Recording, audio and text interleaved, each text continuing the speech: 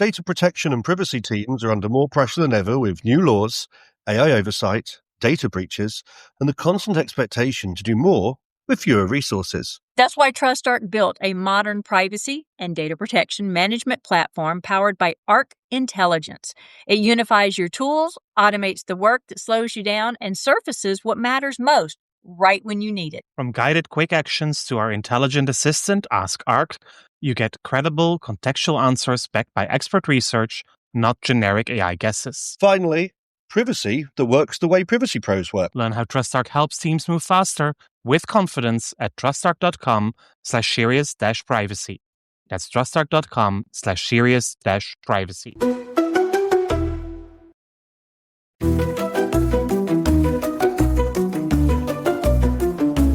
You're listening to the award-winning Serious Privacy podcast sponsored by TrustArc. Please welcome your hosts, Paul Breitbart, Ralph O'Brien, and Dr. Kay Royal. Hello, and welcome to the latest Serious Privacy podcast. Today, we're going to dive into one of the biggest questions of our time, how artificial intelligence or AI is changing the world of work. From automation, productivity, creativity, job security, the world of yesterday meets the world of tomorrow, but what place is there for humans in it? I think it's already reshaping industries faster than many people expected. So let's explore those opportunities, challenges, and what humans still do best in the age of AI. Last week, Kay was out, and this week, Paul is out. Next week, we're kicking you out.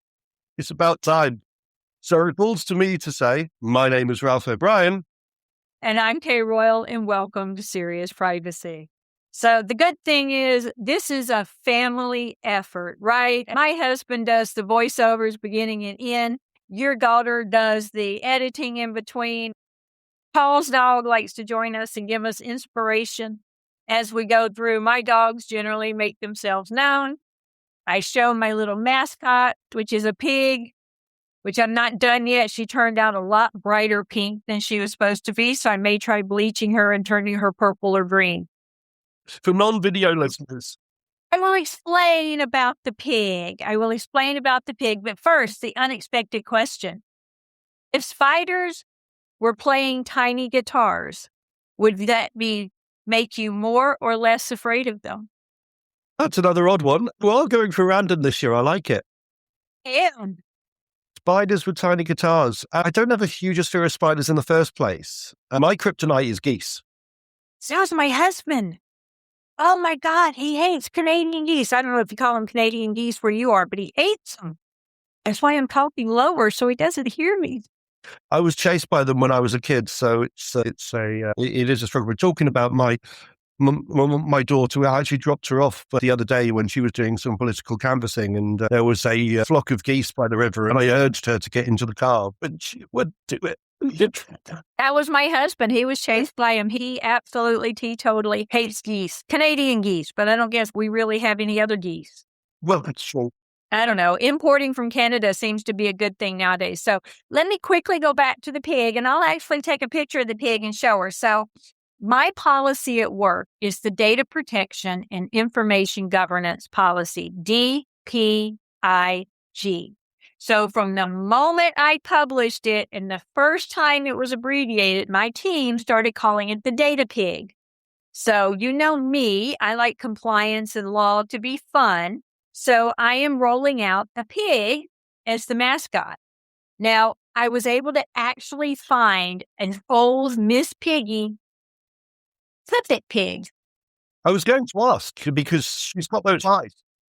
But I don't want her to be Miss Piggy. So I scalped her blonde hair and we found her this awesome little Victorian curly, ringly hair. But I also wanted to change her color and make her a little bit more pink. And now she is fuchsia. That's very pink. She's fuchsia. So now I'm wondering, I'll try it first, but maybe if I put some light blue dye on the back and where nobody will ever see the back and see if it turns her a nice purple color.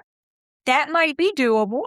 Or I can picture and make her green like the big green eyes that are usually in my office. Pink and blue are very on brand for serious privacy, to be fair. But I don't think this works anymore because the red doesn't really go with the pink, right? But it does oddly look cute, though, doesn't it? We'll have to post up a picture of the pig with the podcast this week. Exactly. Y'all, and then I got a name or two. Her name can't be Piggy. And it could be a boy. It doesn't have to be a girl. It could be a boy. It could be non-binary, too. So maybe I need a non-binary name like Ashley. I would go with that. I actually grew up with a girl named Doug. Maybe her name is Doug.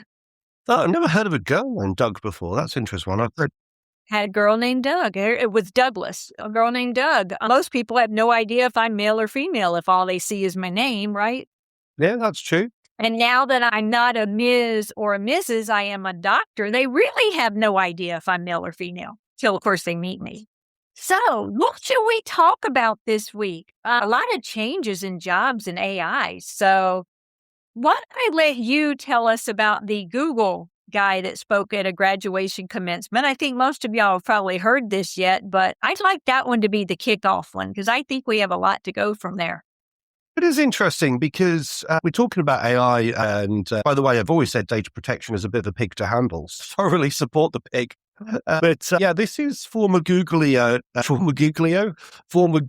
CEO, Eric Schmidt, who was doing a sort of a commencement graduation ceremony address.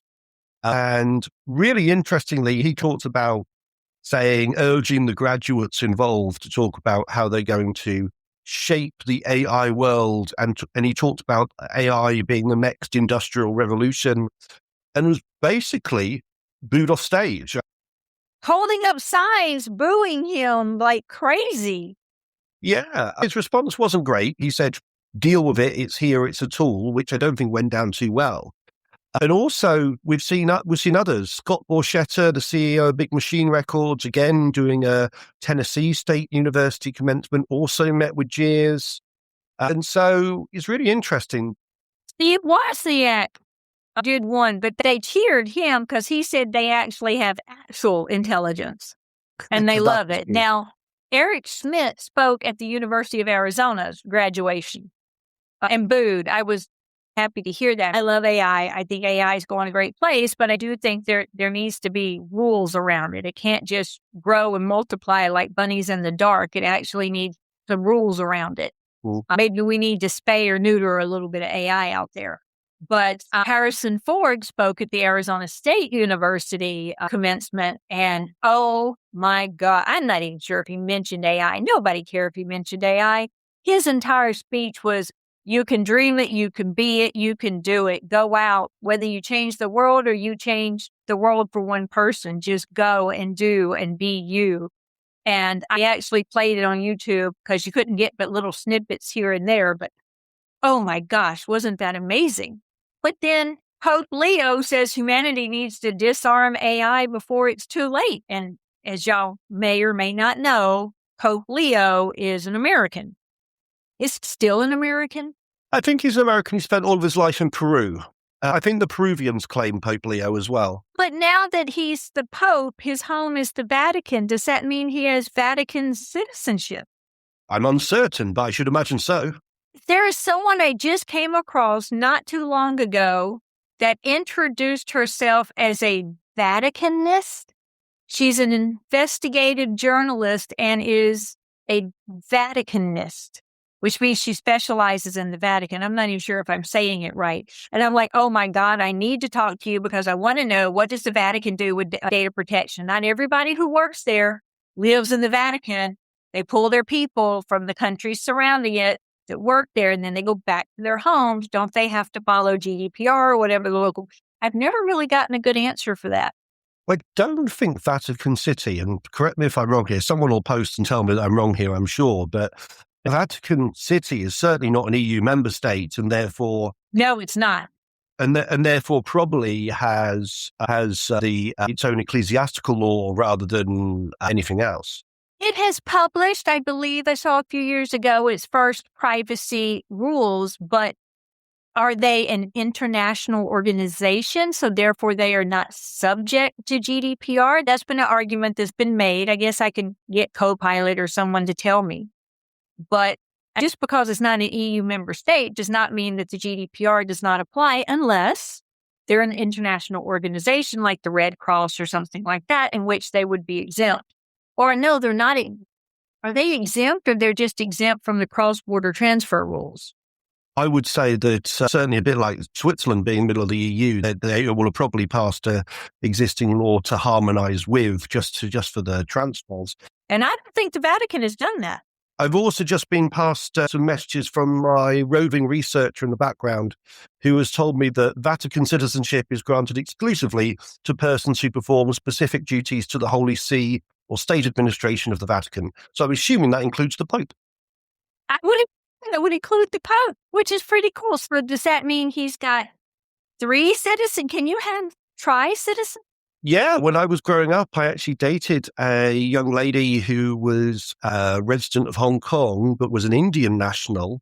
And because of her Hong Kong citizenship, also gained British citizenship. Yet she had 3 passports. Ah, that does make sense. Okay, back to the AI. So we're hearing a lot of noise about commencement speakers and AI and people getting booed, but we're also hearing noise around people losing their jobs. Yeah. Facebook or Meta just laid off 8,000, and then kind of sort of made a promise not to lay off any others the rest of the year? Yeah, so it's really interesting, essentially what AI means. And I'm starting to struggle with the term AI because it's used to mean generative AI, machine learning, agentic AI. AI is just this umbrella term for meaning using machines more and therefore using humans less.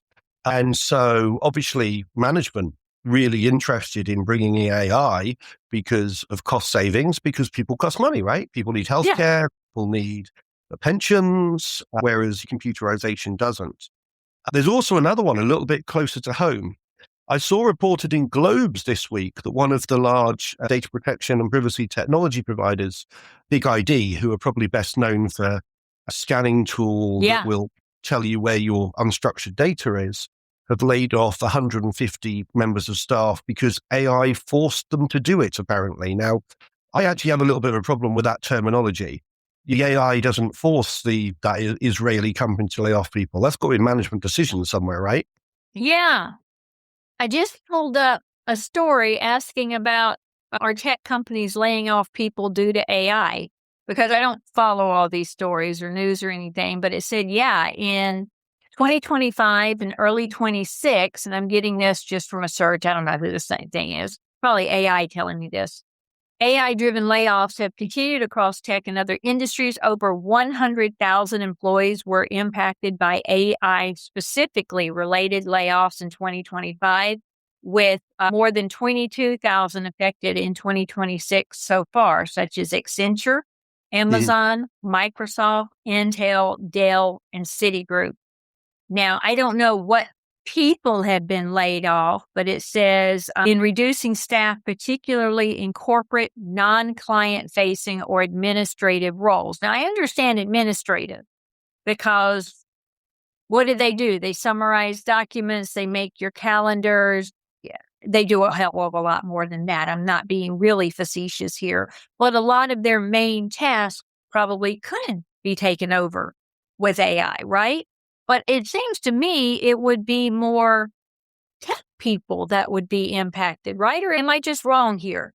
No, I don't think you are. And I do think that's the direction of travel. But it's not a question of whether you can replace someone's AI. The question is whether you should replace someone with AI.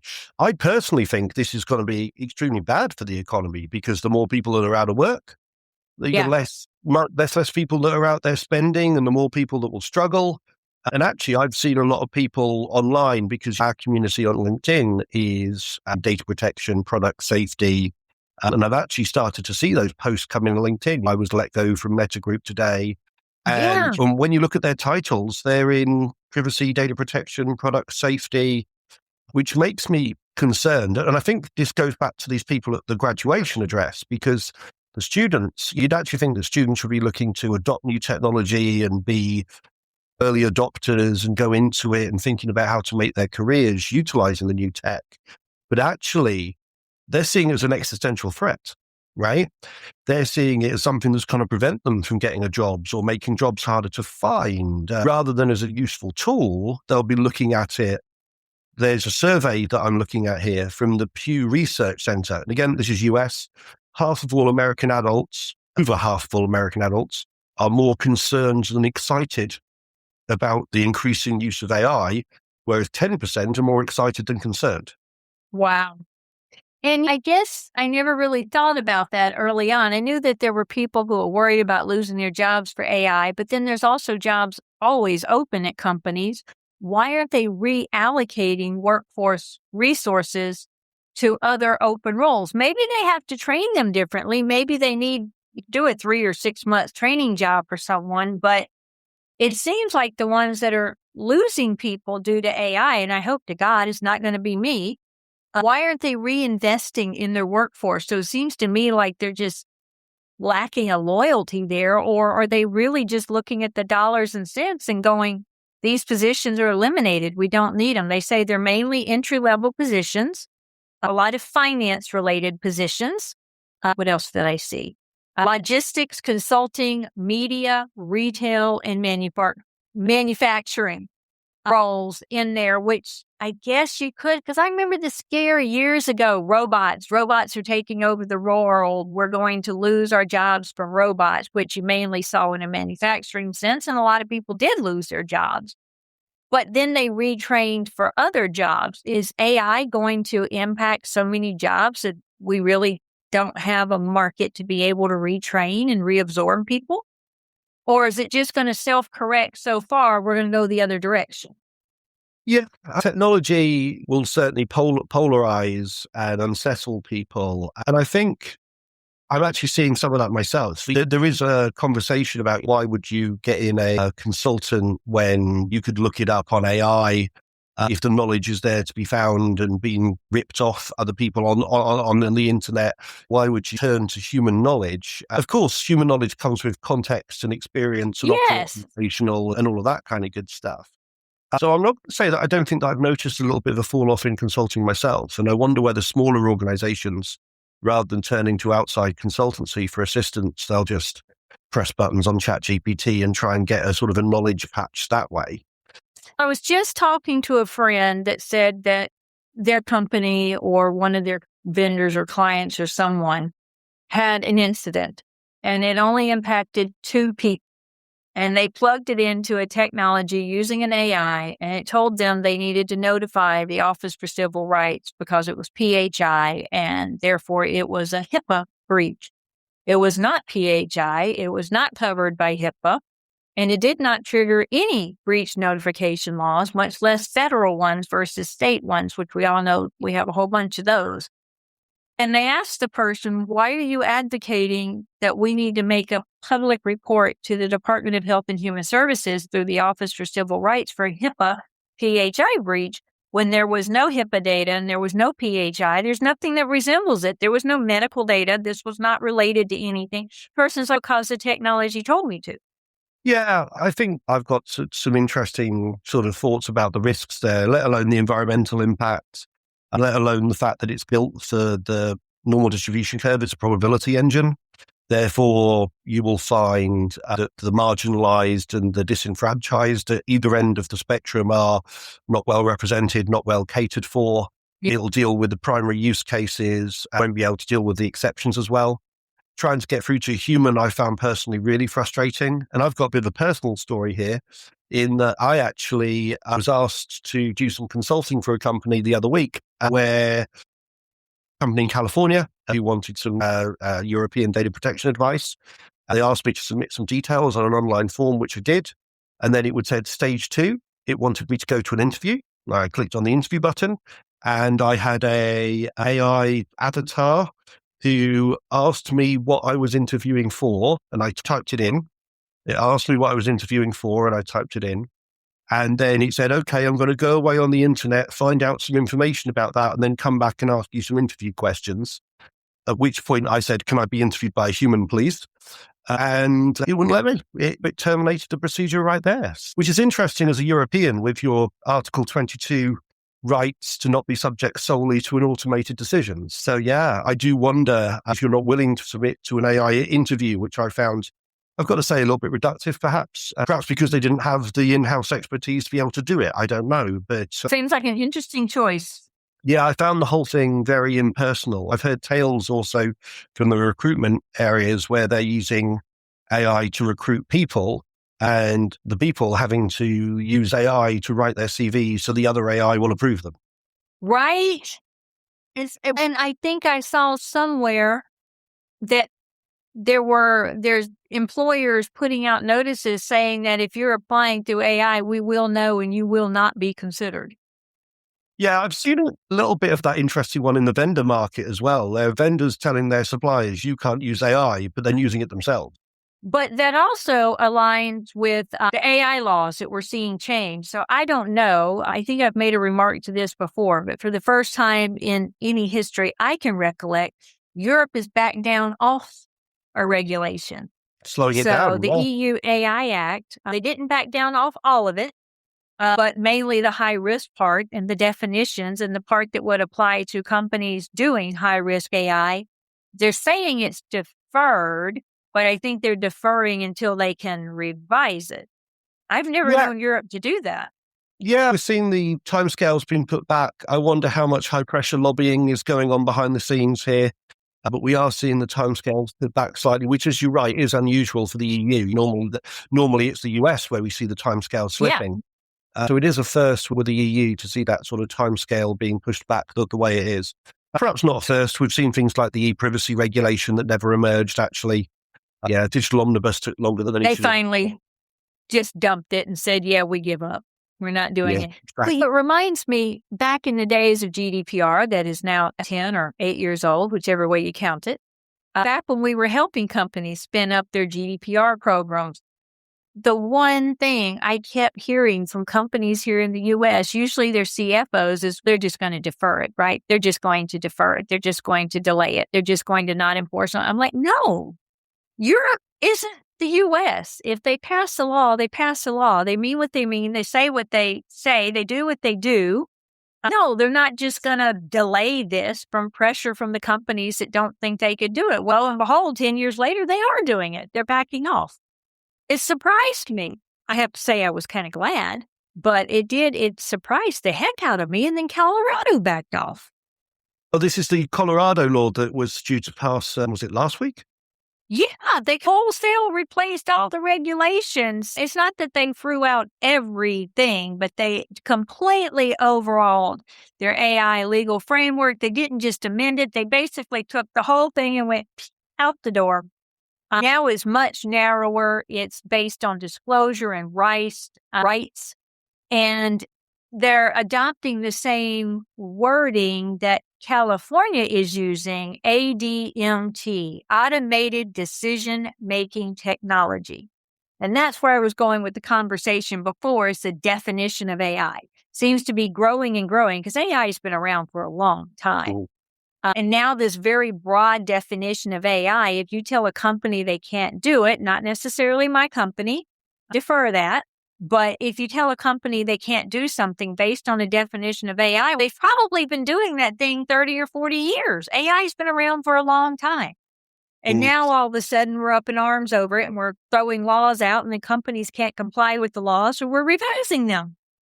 Yeah, funnily enough, there was a report issued here in the UK yesterday about what they call the NEET generation, NEET. That's young people who are NEET, not in education, employment or training, not in education, employment or training. That's pretty neat. They say that's a growing segment of the market, with 1 in 6 out of work, education or training going on the highest level for more than 12 years. And they reckon it's not that people are not trying or snowflakes or whatever the current sort of disparaging word is, but they're saying a lost generation of young adults are a perfect storm of challenges, whereas rejection after submitting dozens and dozens of applications online, it's not that they're work shy snowflakes or soft, but it seems that the opportunities are shrinking. And when you get dozens and dozens of online rejections without human contact, that doesn't do a lot to actually improve your self-esteem or morale or anything like that. I'm hearing the same thing from people that are trained. from other privacy professionals that I've known over the years. Either they've lost their job or whatever, or they're just looking for a new job because they're unhappy. They're applying for job after job, and people that I personally know are quite highly qualified and they meet the requirements of the job. They're getting nothing. They're getting a rejection the next day, which tells you it's automatic, right? And that to me means the less jobs there are available, the less people there are contributing to the economy. One of the problems I've got with AI as well is this sort of almost stagnation of the ability to think as well. We're used to looking things up and getting instant answers when you don't have to work for knowledge or commit the knowledge to your brain. There's almost stagnation in the ability to critically think and research and work through problems. Instead, you just take on face value what's presented in front of you. And we all know that can lead to like problems. The incident example I gave a little while ago, didn't even think about it critically, just took what the technology told it and didn't even think of even checking it, didn't even think to look up the laws to see if it was a thing. But maybe you're right. Maybe it is our technology, and I don't like making generalizations at all, but maybe it is the technology age. We've said this is coming. People quit thinking for themselves. I don't believe that the newest generation has no idea of privacy. I think they do have an idea of privacy. They're just deciding it's not as important to them in certain contexts as others are. Are they even presented with a choice? Yeah. I've had situations where I've pulled up to park and you can't do it unless you have the app, right? You can't do it unless you do it online. There isn't the person sitting in the little booth that you give a pound or $1 to anymore. No, or can ask anything. Oh, I pulled in here by mistake. Now I see your hourly rate. I can't do it. Can you open the gate and let me in and out? Because I can't back up into traffic. Yeah, and automatic number plate recognition will fine you for that, whereas the person will just let you turn around and go, right? Yeah. There is a sort of a lovely quality to be able to speak to a human, which seems to be rarer and rarer these days. I had it actually, again, looking at my kids, trying to get them registered in doctor's surgery. Go to the NHS app, go to the GP's website. You're like, I don't want your stinking NHS app. Yeah, register on the GP's website. Oh, and then there's an AI chatbot to guide you through it. And we got stuck in an AI chatbot loop. AI chatbots, I hate them. Okay, I got to give this. So the AI chatbots, I don't know that this is happening anywhere else in the world, but here in the U.S., AI chatbots are being regulated. One, they're being enforced against under the wiretap law. Yeah. Because some states are a one-party consent, some states are an all-party consent. So as long as one party consents, because all chats are recorded, y'all know this, they keep the transcripts they have and whatever. So that's recording. But they're saying that the only person that can give consent is the actual person doing the chat. So that's a one person consenting for those. That's fine. But if it's an all-party state, that the AI is not capable of consenting for a company. Talk about agentic AI or just a chatbot? Just a chatbot. It's not capable under the law of consenting for the company in an all-party record state. That's interesting. So they're enforcing this under, now we're getting laws passed that chatbots are not allowed to represent, I guess represent is a bad word here but they're not allowed to pretend that they are lawyers, doctors, or financial or therapists. Lawyers, doctors, or therapists, or I believe financial accountants are the ones that I saw too. Why do you need a law that says a chatbot can't do that? Yeah. Human empathy and human cognition and talking to people who understand people, it has got to be better for you than some sort of AI therapist or AI companionship app, which I'll put in inverted commas. Or it was quite funny. Once we'd gone through we'd exhausted the AI chat, but we then tried the phone. The phone spent 25 minutes telling us why we should use the internet and the app.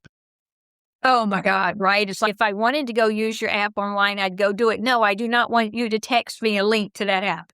Yeah. And then eventually we actually went in physically to the doctor's surgery. It's for the lady who was most helpful, I've got to say. The lady in was most helpful. And we got it done in half the time that we did sitting on the phone or on the internet or So it was really interesting. Well, the telephony recording things don't do well with Southern accents, right? It just doesn't. It doesn't recognize what we say, no matter how smart they get. But there's a new feature now that they call a drop-in or a butt-in, barge-in. Barge-in. It's called a barge-in feature that if it start giving you this long spiel, you can interrupt it and say, operator, or I don't want to do this, whatever. If it does not recognize you're talking, you're usually going to hang up on it, right? So the barge-in feature is critical when doing these AI telephony kind of things because people don't want to listen to 15 minutes of talking. They want to go, operator. Yeah. Operator, exactly. Help me. And then they get mad and they start yelling and they're yelling at the phone with the stupid recording. And yes. I am the first person to ask for the human exit ramp, and that needs to exist in all automated transactions to deal with fringe cases, if nothing else. So before I'm looking at the time here, we should actually move on from the topic and talk about a couple of things that happened this week before we finish. Oh, why bother? I think one of my favorite things that came out of actually the EU AI Act was actually the way they looked at it as a product safety thing. Actually, if you're going to build a product, don't hurt people. And I think what's really interesting... Seems like basic human. Yeah, that's the basic human thing to do, isn't it? If you build a product, make sure it serves humanity, not takes away from it, right? And that's what we talk about in data protection, is that use data, just don't hurt people, right? So what's really interesting is looking, in fact, sometimes wider at other laws. And for that matter, the EU has issued a massive penalty to TEMU. Now, yes. Yeah. Yes. You might know Temu as a sort of a low-cost provider of things from China, essentially. And if you install it, it will tell you if you order $100 worth, we'll give you $100 free. Here's your 7 free items, but you only get 1 free item every time you spend $40 or $50. So you're stuck in this never-ending cycle of, I can get free stuff. Oh, wait, I have to spend this money in 15 minutes. Oh, I can spend this money in 15 minutes. Look, this got free. Oh, and they're giving me $100 if I can spend another $50 in 2 minutes. I've resisted the urge because those pressure-based sales tactics, and I wonder, when something's cheap, there's always a catch, right? There's always a reason why it's not. I've gotten caught twice. We just got in a box of things the other day, and there were miniature penguins, and my husband's like, why do we have a box of 100 penguins? I'm like, I don't know. God, he's like, did you install Temu again? Yeah, fair enough. So this is under the Digital Markets Act, and Digital Markets Act really concentrates on online platforms, and this is really for illegal products, really. I questioned whether to even bring it up, but this is, of course, an online marketplace, of course, which kind of does fall within our wheelhouse here. Non-compliant products, baby toys, small electronics that don't meet the right standards, and that's 100 million. Now, of course, whether Temu will pay it or... submit itself to the jurisdiction? Yeah, there is that as well, of course. But a Digital Markets Act has got the same sort of extraterritorial extent as the GDPR. So we'll see. It's nice to see something happening in these predatory shopping games, markets. I don't know what schemes. Schemes is a good word. It's a predatory shopping scheme. And it sucks the best of us in. And that follows the 120 million euro on Twitter as well, these very large social media platforms. So it's really interesting. I haven't been on Twitter since it became X. No, me neither. Me neither, funny enough. And you can follow us on Blue Sky. I should probably add on the end of this as well. So come and find us on Serious Privacy on Blue Sky. I think we've abandoned X over some of those concerns, which I'm sure we've talked about before on the podcast. Any news on your side before we wrap up? Okay. Nothing fantastically earth-shattering other than the AI laws being backed down off, and California's going to be a front runner. Just keep watching it. We'll keep watching. I think on the point to keep watching, watch this space. Our thoughts go to Paul, who isn't here this week, of course, but hopefully he'll rejoin us for the next week. Must be my week off at some point. It's got to be your week off at some point, right? Faye doesn't get a week off. Sorry, Faye. Until then, it's goodbye from me. Now that was Serious Privacy. Please subscribe on your favorite podcast app and leave us a review. You can find us on LinkedIn, Instagram, and Blue Sky as Serious Privacy. Feel free to drop us a question or a comment. We'd love to hear from you.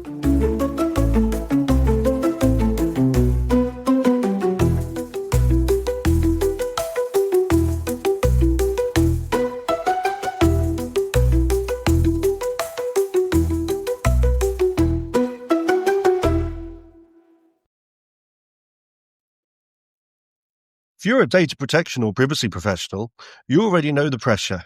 Non-stop regulatory change, AI oversight, internal demands, and the expectation to somehow stay ahead of it all.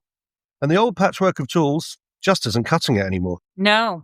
That's why TrustArc created a modern privacy management platform powered by Arc Intelligence. The TrustArc platform brings your workflows, evidence, research, tasks, and applications all together in one unified and intelligent workspace so you don't waste time digging, clicking, or context switching. With Ask Arc, your privacy assistant, you can ask plain language questions about laws, jurisdictions, or even your own program data and get credible, cited answers based on NIMBY research and more than 1,000 global laws. It's explainable, transparent, and purpose-built for data protection and privacy. So if you need to add a vendor, create a cookie banner, or start an assessment, quick actions take formally complex tasks, turn them into bite-sized guided workflows to save you time. It's a platform that thinks like you, works like you, and helps you move faster with confidence, whether you're a seasoned DPO or you're just getting started. See how modern privacy gets done. Explore Arc at trustarc.com/serious-privacy. That's trustarc.com/serious-privacy.